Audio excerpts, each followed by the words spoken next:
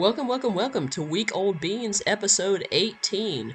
I can't believe we're almost to episode 20. I did not think this podcast would last that long, but it has. I am R. Dot, uh, channel name, no relation. Completely separate R. Dot, just a different person.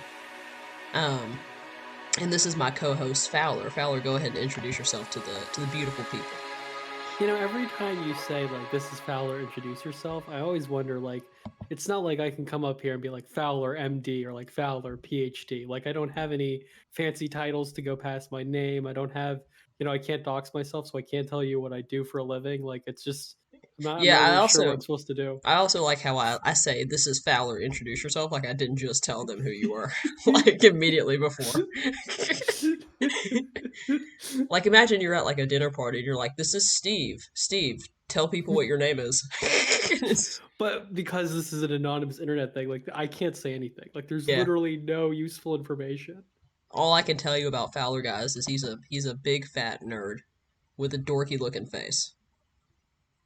That I look at while I do this podcast. So fucking dorky. Uh You're just upset that I got better hair than you. I'm not gonna say anything to that. You know we're what I could starting we're say? starting we're I could starting I the could ru- podcast. I could We're ruin starting your the whole pod. career right now. I could reveal something about myself that would make people come to your Twitter page and start writing like death threats, all right? Tread I we're lightly, my friend. starting we're Tread starting the lightly. pod we're starting the podcast light because Ardot decided that, like, the topic that they wanted to cover was the anatomy of fascism. I'm So I'm not trying to. thank you for I appreciate you respecting my pronouns, but I go by she her. You don't have to say they. Damn, you doxed yourself. We how did what? Like I think Keep everybody going. knows. Move along. Move along. I think everybody knows our genders by now. Hmm. Unless you're implying that I sound like a man, which people have implied. And I don't You sound. have a you have a deep, sultry timbre that resonates with the soul. Anyway, we're going to be talking about fascism, guys. That's the if topic. you if you if you want the conversation about hair texture, that's a Yeah, that's going to Patreon be only video. we're going to be talking about that next episode. I am we can go through the hair chart from that Hollywood gay guy that he invented in like the 90s. I don't know his name. So Ardot is way better educated on this topic than I I am, and am. I, Thank I you. think I think an interesting place to start is, uh, in spite of fascism being an incredibly, um, like, common historical sort of phenomenon. Ardot was kind of talking to me earlier about how defining fascism is actually quite difficult. So Yes. maybe that's where we want to start: is why is fascism harder to categorize than, say, liberalism or communism? Yeah, I think we can start and we can actually just, you know, eh, give people I guess, a broad definition of fascism and how it's academically described because, fascism is not like a cold cut ideology in the same way that, say, like socialism or communism is, right? You can go read Das Kapital, you can go read the Communist Manifesto, you can go read hundreds of years of literature written about socialism, different branches of socialism. There's different modes of analysis that have been utilized to deconstruct and sort of educate people on what socialism is. You know how it can be created depending on the context. Um, there is a deep academic body analyzing communism and analyzing socialism because the creators of both those ideologies were themselves academics and you know but they did not have any, I guess, they were not practically applying those ideologies in present, because Karl Marx was not a dictator, he was not a party leader, he was an academic, and so were um So were his contemporaries. But fascism, um, as it's currently defined, and I'm going to read the Wikipedia definition instead of coming up with my own because it's Are you saying that there were no? Do you know? Were there philosopher fascists? Were there fascists who were like, you know? from what I understand, one of the only ones was Benito Mussolini. He was one of Mm. the few fascists who wrote down what fascism was. But of course, his definition of fascism was, or how fascism manifested itself in Italy was very, very different than how it manifested in Nazi Germany. Benito Mussolini and the sort of, the idea of the Italian. I don't even want to say the Italian Empire because they didn't get very far. They were definitely the Team B of the Axis powers. Uh, Germany and Japan were carrying all the weight, and Italy was stumbling through the fourth quarter, to put it lightly. Uh, they were the I don't know the what's a really bad NFL team? It was like the Falcons versus the Patriots, basically. Uh, so what's what happened. Um, But fascism, this is not Benito Mussolini's definition, but fascism is a far right, authoritarian, ultranationalist political ideology and movement characterized by a dic- dictatorial leader, centralized autocracy, militarism, forcible suppression of opposition, belief in a natural social hierarchy, subordination of individual interests for the perceived good of the nation or race, and strong regimentation of society and the economy. That definition has like 5 of the 14 points in it. And when I say 14 points, I'm referring to Umberto Eco's 14 points of fascism. He's one of the, I guess his 14 points of fascism have become the tenet for how one defines fascism. It's not really a definition; it's a list. Um, So why can't there be a more formal definition? Is it because fascism as an ideology is um like very contradictory, or what's the problem with that? the problem, from what I understand, is fascism is so contextual and it's so anti-intellectual. One of the 14 points is anti-intellectualism. Um, so by Mm. definition, fascism can't really build upon itself ideologically. Ideologically, because in a fascist regime, academia intellectualism is stifled. Um, oftentimes, and so depending on the country, depending on the depending on the I guess yeah, depending on the context, it varies. It can vary. Mm. Um, So there's not one real, like, for example, with socialism, we understand that socialism deals with the relationship between the workers and you have the you have the, or I guess communism, but you have the bourgeois, you have the proletariat, right? So Marx's idea was that the bourgeois exists to oppress the proletariat. The proletariat must rise up, and through oftentimes violent revolution, uh, those are key aspects of communism. And so it's why throughout all the different communist countries you see very similar patterns of behavior amongst these individual countries: violent revolution, workers revolution, people's revolution against a autocratic, um, or oppressive power. The bourgeois, the autocracy, they're overthrown and the people take over, and the flow of goods goes to the hands of the people. Or I guess the flow of goods is controlled now by the people. Whether or not that Mm. works out, that's a different story, as everybody listening probably understands. But that at least is like, you know, the bourgeois, the proletariat. You see it mirrored across, every communist revolution that you see, from China to Cuba to South America to, wherever. Same rhetoric, same bullet points, same pattern. Fascism is very different because fascism doesn't really have a concrete definition, and so it really just adapts to the context of whatever country it appears in. American fascism will look different than Nazi Germany. A lot of people, whenever they think of fascism, of course, they think of Nazi Germany because the Germans did it the goodest. Uh, the Germans really they the Germans perfected fascism, but um um so yeah, it's fascism is it's hard to talk about, I think, because there are a lot of different elements that have to be part of it for it to be fascist, or at least, the way that the 14 points define fascism.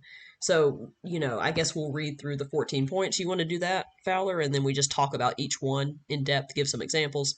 This is where you Sure. can you can definitely contribute because this is pulling from history here. So, Yeah, Umberto I Eco, think that's a good plan. yeah, Umberto Eco, academic, he defined fascism as having 14 different points. Um, you know, So the points, not everyone is going to have all the points. Although I think from our previous conversation, didn't you say that Hitler is all 14?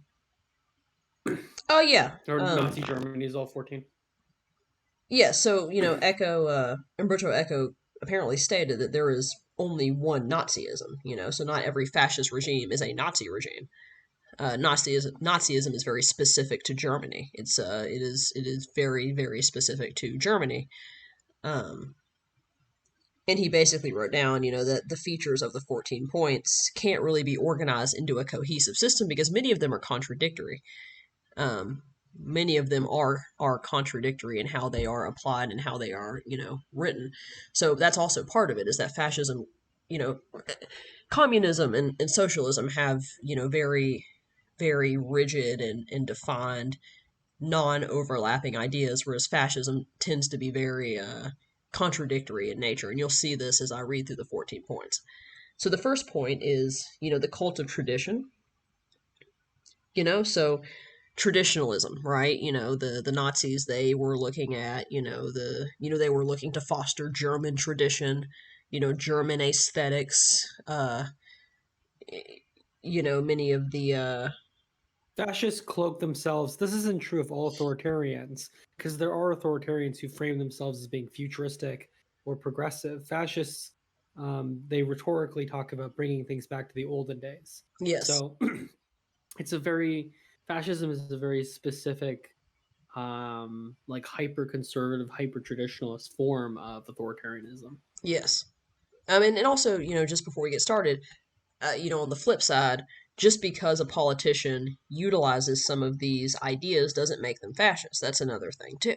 I think in a way, All fascists are populists, but not all populists are fascists. right? I think a really good example is rhetoric that like the Progressive Party uses about you know the greatness of American tradition. The fact that America's diversity. And America has always been very diverse, but you know depending on how you want to define diverse. But America has always had diversity, whether it be diversity amongst white groups, the Irish, the Italians, the Germans, uh, you know, various religious groups, Jewish, Catholic, whatever, Mormon, Protestant. Um, and, liberals and leftists harken back to that. In fact, what's real, what I've found really interesting recently is the usage of the nation of immigrants. You see this a lot from liberals. You see this a lot from progressives. The idea that, oh, America is a nation of immigrants. That rhetoric is actually really only existed during the Kennedy administration. It was John F. Kennedy and I think Reagan later on who really utilized the idea of America being a nation of immigrants. Before that hand, that rhetoric was not common. America was not considered a nation of immigrants, quote unquote. Um, I've read some really interesting analysis on the pushback of that because saying that America is a nation of immigrants basically erases Native Americans and it implies that Black Americans were, immigrated here as opposed to, were brought here uh, against their will. But, uh, so that's a whole different, podcast That topic might be to another, explore. yeah. Yeah, but to my point, you know, you could make the argument that liberals also utilize this same tactic of harkening back to the American tradition. It's just about picking and choosing what tradition you want to harken back to. Definitely the Hmm. the MAGA folks, when they talk about make America great again, what they're talking about is making America like the 1940s and 50s. Uh, so just it's like a pick your time period, I guess. Hmm. Um, On to number two, the rejection of modernism. The Enlightenment, the Age of Reason, is seen as the beginning of modern depravity. In this sense, Eurofascism can be defined as irrationalism. So, pretty much what it says on the tin, rejecting the Enlightenment, the Age of Reason, the Age of Liberalism, and, the great liberal thinkers of the West and of, American tradition that, that we see. And I think today, I think it's very difficult to explicitly condemn the age of enlightenment because so much of enlightenment theory is exist within the American framework and within modern democracy. So to push back, It's definitely also a phenomenon like this applies to Western democracies, like yes, the Enlightenment ideals you're talking about. Obviously, fascists who are in the East are not as inclined to do that. no, I don't know if they have a variation of the Enlightenment that they fight against, but this is sort of a westernized version of fascism. yeah. I mean, I think now I think we're going to see overlap now because of how because of just how much liberalism Western liberalism has sort of permeated throughout the globe. I mean, Europeans conquering 99% of the world does that to you. So I'm sure even in the Hmm. East, there might not be a working democracy in a country in the East or, in Africa or in the Middle East or wherever, but, you know, you can still push back against liberalism, right? And you're actually Hmm. seeing that now, I think, in certain countries that are leaning totalitarianism that were never really part of, I guess, Western philosophical focus, right? You see in like Africa and in I think Uganda, where anti-LGBTQ legislation is being billed um, as an example of the West encroaching with their liberal values onto our society. Or even in Russia, when Putin basically came out and said that the liberalism being pushed by the West was an affront to Russian tradition, which was never liberal in the first place. Uh, Hmm. so you can use that as a rhetorical tool if you live somewhere where there is no precedent of enlightenment thinking. Uh, this next one is interesting. The cult of action for action's sake, action being beautiful in itself, it must be taken before or without any previous reflection. Thinking is a form of emasculation. So just violence, basically. Violence for the sake of violence. Violence is a way of expressing masculinity. That's a big thing. And there's another point specifically about the expression of masculinity as violence. But the cult of action for action's sake, venerating war heroes, venerating people that died in battle, venerating people who committed acts of violence against enemies, whether they be actual war heroes or just enemies in general, innocent or not innocent. So just the cult of action for action's sake. And Fascism, I think, it blends, like fascism makes stochastic terrorism, which is when you invoke sort of violence and expect your supporters to use violence. It blurs the lines of normal, peaceful, democratic transfers of power, and it advocates for violence to be done for the ideology, I yeah, think. and violence being venerated, um, which, like you said, leads to people committing acts of stochastic terrorism and all the like. And then I guess if you live in a fascist place, constant veneration of war heroes and the idea of war being something that is positive. Uh, Fascist countries are constantly at a state of conflict. It's why fascist countries fail because fascism requires constant state of conflict. So if a fascist country is there is no peaceful fascist country. They're constantly fighting somebody, whether it be internally, whether it be externally. Um, you know what I mean? Like Nazi Germany would have never been able to exist within its contemporary borders. They would have always invaded Poland because because fascism requires it. Hmm. Uh, So they were always probably doomed from the beginning because of that. Uh, Fear of difference, of course. The first appeal of I'm sorry, I skipped one. Disagreement is treason. Both of these are really good. Disagreement is treason. The critical spirit makes distinctions, and to distinguish is a sign of modernism. In modern culture, the scientific community praises disagreement as a way to improve knowledge. So just censorship, disagreement is treason. If you disagree with the regime, you are censored, you are killed, you are exiled. Whatever needs to happen. But there In can fascism, the state is the ultimate authority. Everything is secondary to the state, including individualism. And so, if the state says someone is the enemy, then they are the enemy by definition. There's no challenging the regime. yeah, no challenging of ideas. Fear of difference, the first appeal of a fascist or prematurely fascist movement, and this is a big one, prematurely fascist movement. All right, fascism doesn't just happen overnight. There are signs that you can look out for. Um, is an appeal against the intruders. Thus, your fascism is racist by default. So, exactly. Um, if you want to go back prior to Nazi Germany, really any sort of mass bigotry is a prerequisite of fascism and a requirement of fascism. There has to be a fear of difference because a fear of difference, different people impede on the purity of the nation.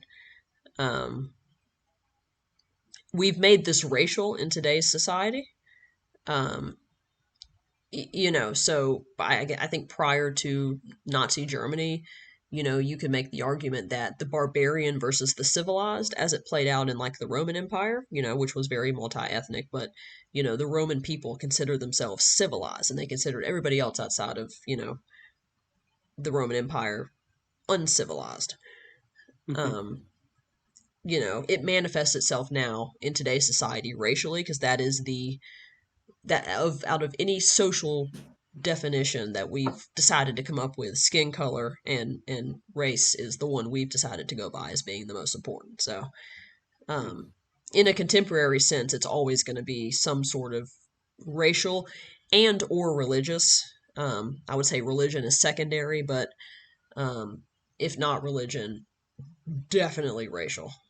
Um, There are some examples of the fusion of this, like Indian fascists, the Hindu nationalists are both. They are a racial category and a religious category. yes, and so this is a really, really, really important one because I feel like if more people were aware of this, they would be able to spot contradiction easier. So the enemy is both strong and weak. By a continuous shifting of rhetorical focus, the enemies are at the same time too strong and too weak. Perfect example. Jewish people are simultaneously so powerful that they're able to control every economic institution on the planet. They're able to orchestrate massive plots to displace millions and millions of people and cause misery upon millions and millions of people. Yet, for some reason, they're also weak and cowardly and they can be exterminated. Doesn't make any Mm. sense, right? So, your enemy has to be strong and weak at the same time. Liberals are, in the words of Trump and in the words of MAGA, or progressives are in the words of MAGA, liberals are simultaneously weak, spineless, stupid, not connected to reality, yet they're also able to change the demographics, they're able to change the culture, they're able to infiltrate academia, they're able to do all of these really impressive things while at the same time being weak and cowardly and stupid. Mm. Um, you know, they occupy every strain of Hollywood, but they're weak and stupid and don't ever know what they're talking about. Uh, you see the contradiction there, right? And so this is Mm. because um, it, it's just contradictory, right? It's just you have to play on both sides. A lot of it, I think, is that fascism is inherently irrational. Like the fascist is not really fighting real systemic issues or like economics.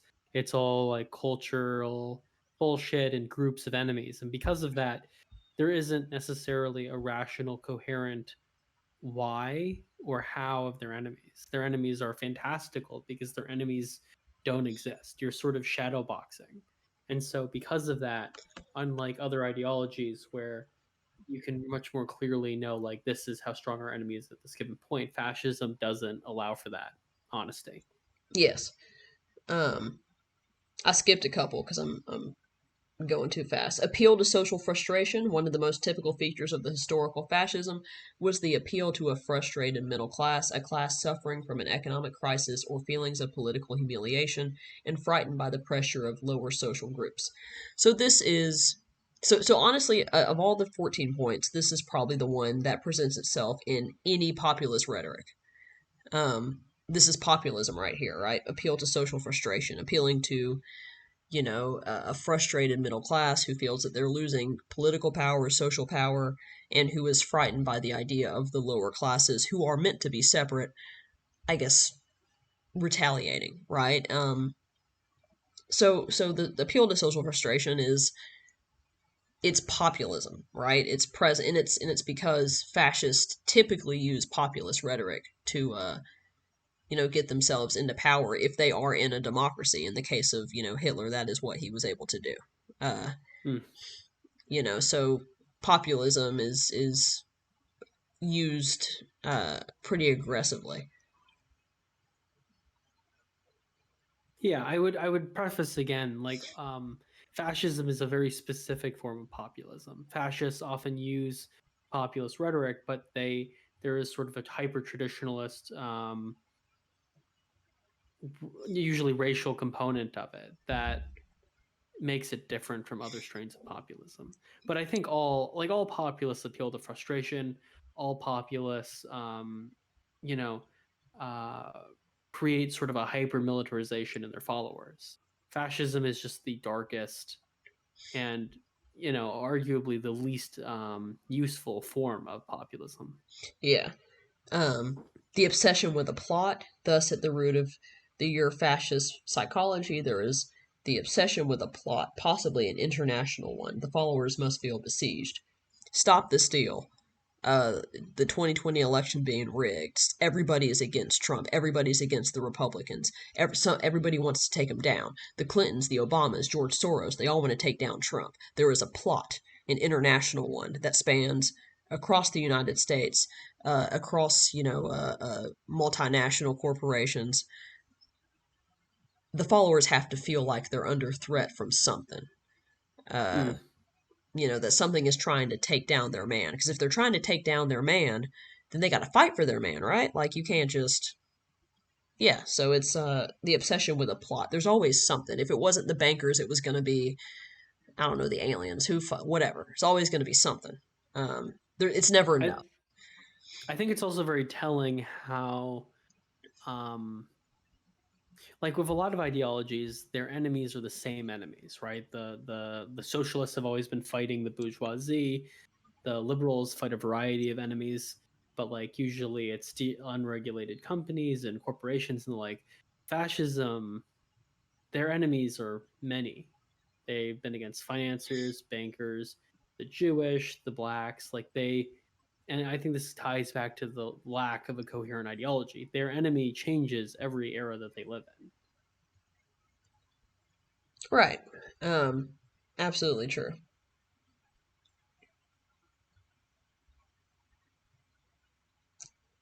Pacifism is trafficking with the enemy. For your fascism, there is no struggle for life, but rather life is lived for struggle. This is a little bit different than violence, but it's within the same vein. Like the idea that life is a constant struggle. And I think a lot of that is because, like, if they let their people get lax, if they let their people live comfortably, then they don't need the government, Mm. right? If you create a strong economy and a strong social safety net, like your people are going to have no reason to indulge in fascist fantasies anymore.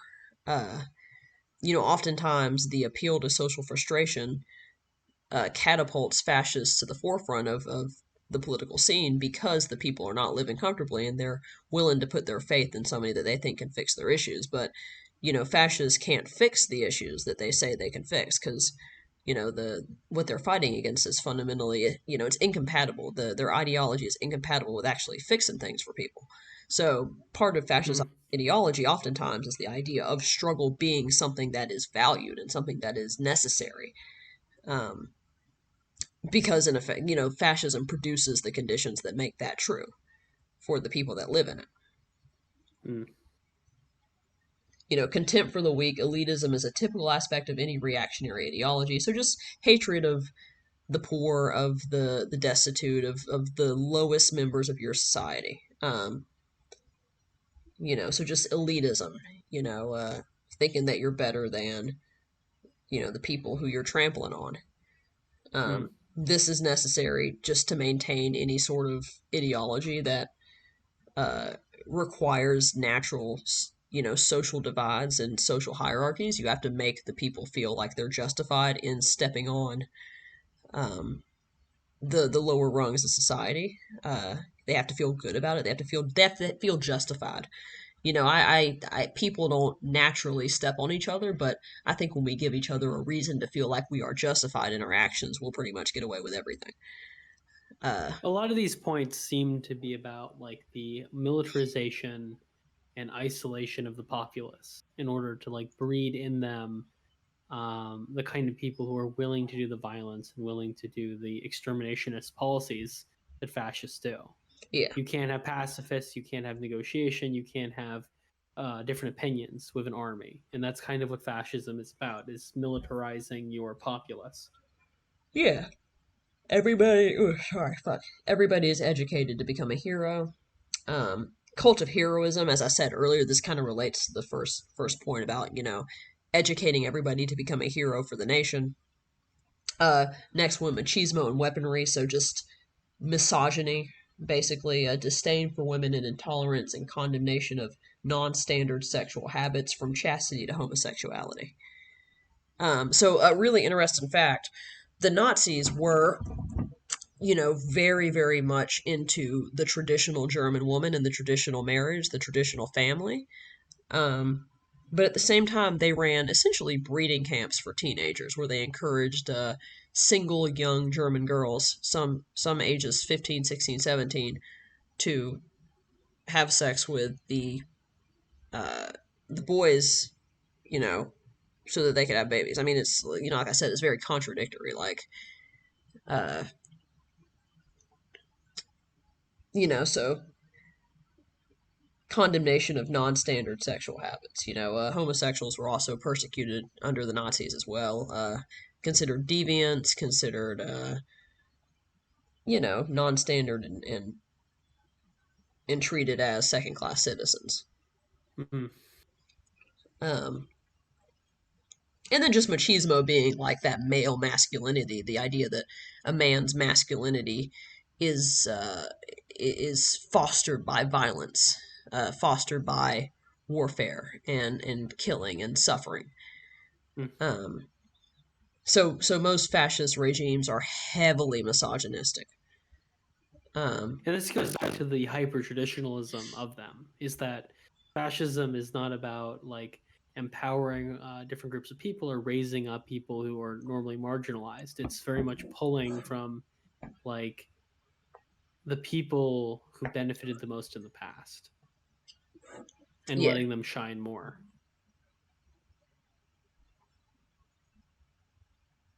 Ooh, I lost my spot. Oh, populism is selective. So this point directly addresses populism. There is in our future a TV or internet populism in which the emotional response of a selected group of citizens can be presented and accepted as the voice of the people. Mm. Um, Your fascism speaks newspeak. All the Nazi or fascist schoolbooks made use of an impoverished vocabulary and an elementary syntax in order to limit the instruments for complex and critical reasoning. So I actually don't know a lot about this final point. I've never actually really, really read deeply into um, like what the school books of the Nazis said, and I think in large part that's because many of them were probably burned and destroyed. Was it you that told me, Fowler, that it's really hard to find a lot of writings, like actual writings from the Nazi period.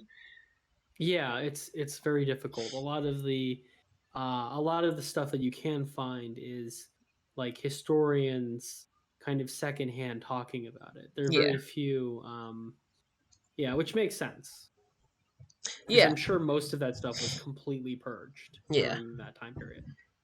So as it relates to, like, the most famous fascists of all, and I hate really using the Nazis as a example because I think I think like the Nazis were so evil and they are the blueprint of fascism that we sometimes overuse them in our analysis because there are other forms of fascism that this is the problem with fascism. As we said, it is unique to each individual nation and individual environment. They're the Nazis, like I said, American fascism is going to be very different than the Nazis. It's going to have these same 14 elements, but it's going to manifest itself very, very differently.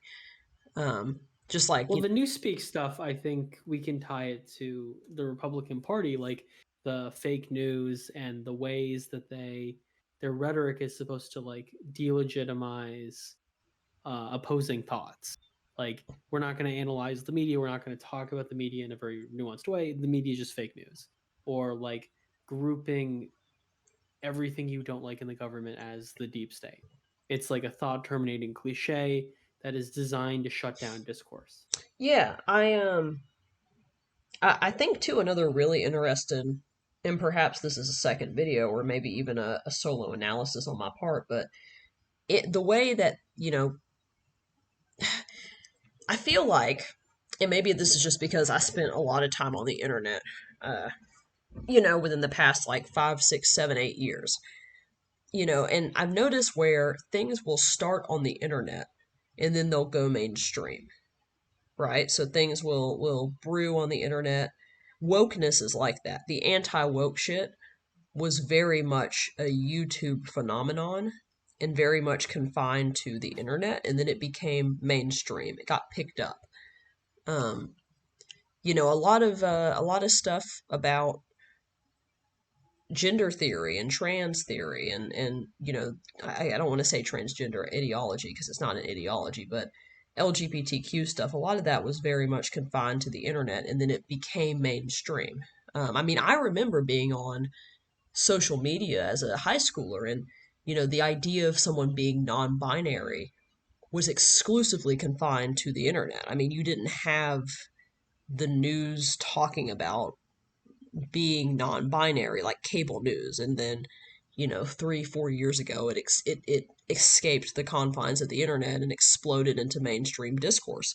um, if you go online, and I've done a little bit of research, the way that the right speaks online, the language that is used, and I'm fascinated with this because I'm a writer, so I'm fascinated with the invention of new linguistic, I guess, the invention of new linguists in linguistics, because I think the way we speak to each other as humans is very important, and I think that vocabulary can be used to push an in group or an out group.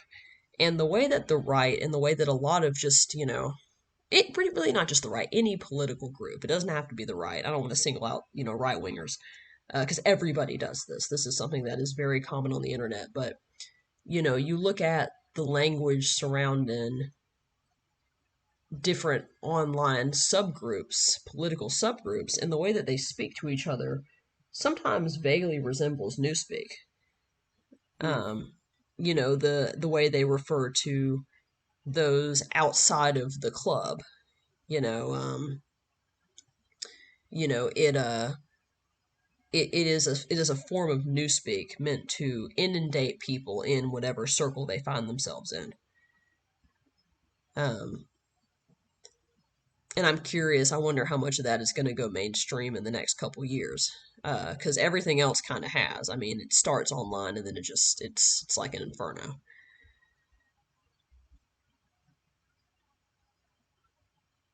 I mean, this is kind of like an aside, but like there is interesting research about how the radio was um, used by a lot of like far right and far left forces in the 1930s. So like it could be the internet is simply taking the form the radio as a cheap, democratized, easily accessible tool that basically people can use to push like far out content. Yeah, it's yeah, the last point I'm not too educated on, but um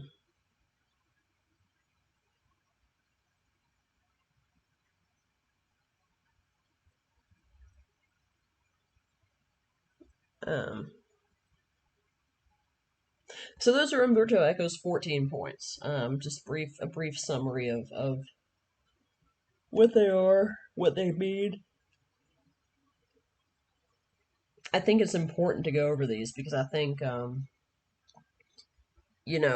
think as Umberto Eco said, fascism is contextual. So you can't just be looking at the Nazis and saying, oh, that politician didn't mention the Jews or didn't say that Hitler was cool, so he's not a fascist, which is oftentimes how people analyze fascism. Uh, but that's just not the case. Like, you got to look at, the patterns of behavior and how it reflects itself in your country. Fowler, I'm gonna need you to pick up the slack talking. I'm about to talk myself into a fucking nap. Say something. Well, yeah, I think this is very true. And I think sometimes it can be very difficult to identify proper fascism because of the fact that it's not like as simple as just like here's the definition of fascism. Like you could go through it and mark it. And I think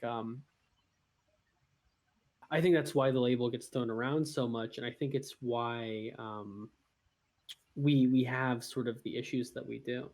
The other thing I think is fascism is in I think it's in many ways like a very old ideology, and I think a lot of Americans in particular are sort of in denial about how it can come back and continue to exist in the Yeah. ways that it does. Well, because like I said, we think about the Nazis when we think of fascism. So we think about, the Jews, the Holocaust. We think about Hitler. We think about the conditions that led, Nazi Germany to form. And we don't really, we kind of sit behind I guess, our glass wall and we sort of say, like, well,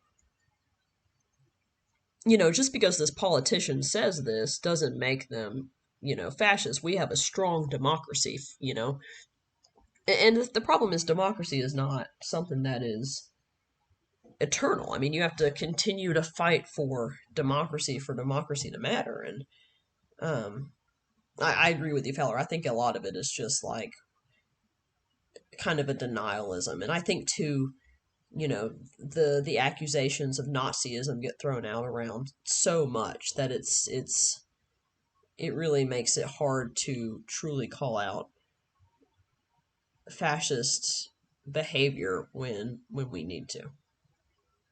I think the if one were to summarize Umberto Eco's points, I think the three kind of themes of it is the hypermilitarization of your people through external enemies and also stifling debate or discourse. I think hyper traditionalism of going back to the olden days and sort of um, invalidating like other forms of life, and then lastly, like authoritarianism. And I think those are things that people have to be very careful about in the way that they analyze politics and certain political figures. Yeah. Um, and like I said, just because somebody uses these elements, um, that doesn't mean that they're fascist, right? Although some of these are natural parts of the political process. So, for example, populism. I mean, there are populist leaders, as Fowler said earlier. Not all fascists. Not all populists are fascists, but all fascists tend to be populist, and tend to use populism. Appeal to social frustration. Obviously, every politician appeals to the frustrations of the people. I mean, you kind of have to use that to get yourself into office. You can't go on stage and say, "Hey guys, vote for me. Everything is totally fine." I when I get into office, I will not make your lives better. I will not change anything. The only person who can do that apparently is Amy Klobuchar. Uh, I but didn't know you weren't a Klobuchar fan. I'm stunned. I've seen like 5 minutes of her speak, and then I just heard that apparently she treats her staff like shit. Yeah, I've heard that too. Um, but Yeah, I mean, like with the appeal to social frustration, like no politician can go on stage and be like, "Yeah, everything's cool, bro." They Well, gotta, maybe they can in better times. Like I think if you're not living through a recession and your country isn't dying, maybe then like you can kind of talk that shit and you'll be okay. But definitely yeah, not not in in our, this era. not in our lifetime. Isn't that sad that our entire life has been just dog shit? American politics. It's unfortunate. I, I mean, I think so. RDOT's been focusing a lot on the progressive era, and but the time period that I've been learning about has been the 1920s and 30s, and I think we're certainly doing better than they were then. Like the 1930s had not just fascism, but many flavors of authoritarianism that were really dangerous. The radio was way less regulated. For as crazy as Tucker Carlson is, the things that you could get away with saying in the 1930s on the radio were unbelievable. So I think, Also, kids were getting their hands chopped off in factories back then too, yeah, yeah. and that's not happening today. Here, we're just allowing the poor Bangladeshi and Indian, Chinese kids to get their hands chopped off for us, so we can have the iPhone 15 coming soon. I don't even use iPhone. I use Android. I am, uh, I am a lover of the Apple. We know you've called me stupid before for not having an Not iPhone. not on the podcast though. I did that privately Yeah, because I'm a gentleman. yeah, for real. At least I can take better pictures than you. Uh, so yeah, what are we at? We're at the 47-minute mark. Holy shit! I talked for like an hour. Oh Lord. So we gotta end this because I gotta go to sleep. And I gotta Mm, prep. Uh, potentially to stream on Friday if those of y'all who are watching this podcast want to see my beautiful, beautiful face. Uh, because I'm not not a pussy like Fowler. I can show my face on camera and be fine. But he's a little bit camera shy. He's got a massive zit on his center of his forehead that he's trying to hide. He doesn't want to scare you ladies into puking into a bucket. But please. You can't he's shame me. just I'm the sexy one out of this outfit. Okay. yeah, he's currently wearing a Harvey Weinstein bathrobe.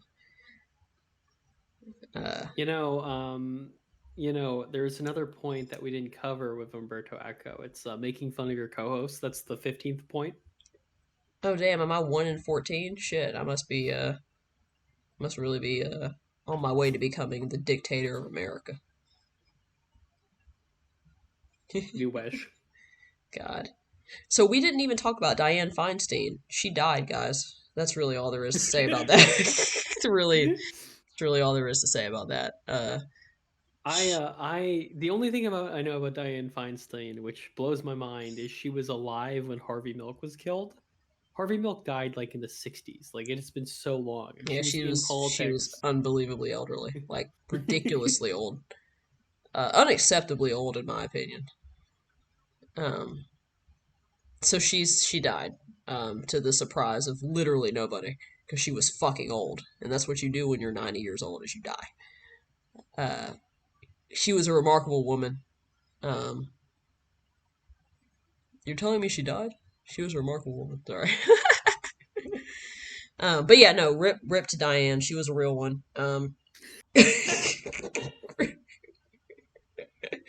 Before, You're shouting Dianne Feinstein out like you're a SoundCloud rapper and you did a mixtape with her in the fucking yeah, no, 2000s. rip to Lady D. She was a good one.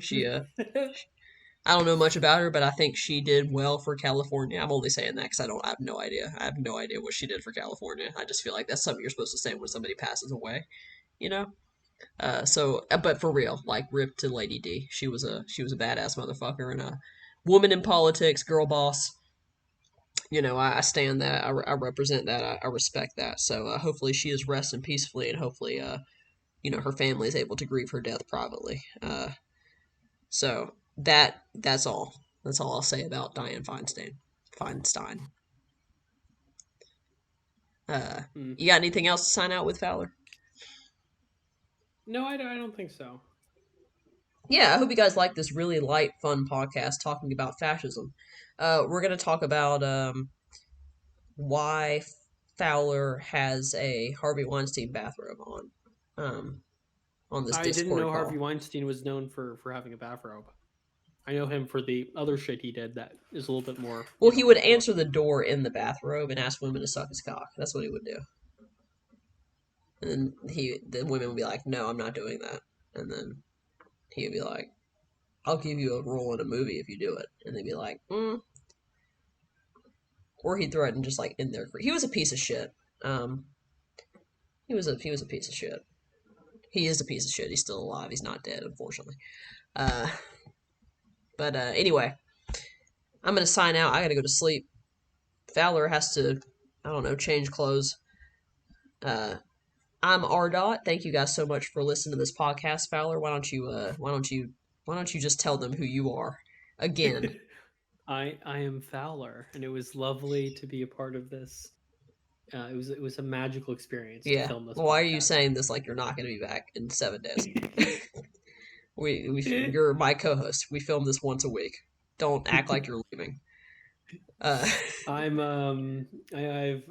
retiring to spend more time with my family. It was a real powerful experience that I will never forget. yeah, I'm glad you were here too. Uh, seeing you is powerful to me. I'm very exhausted. I'm gonna go. Y'all have a good night. I'll see you guys in the next video. Make sure you like, comment, and subscribe. If you don't do that, I'm gonna be very upset with y'all. But we will see you guys in the next podcast.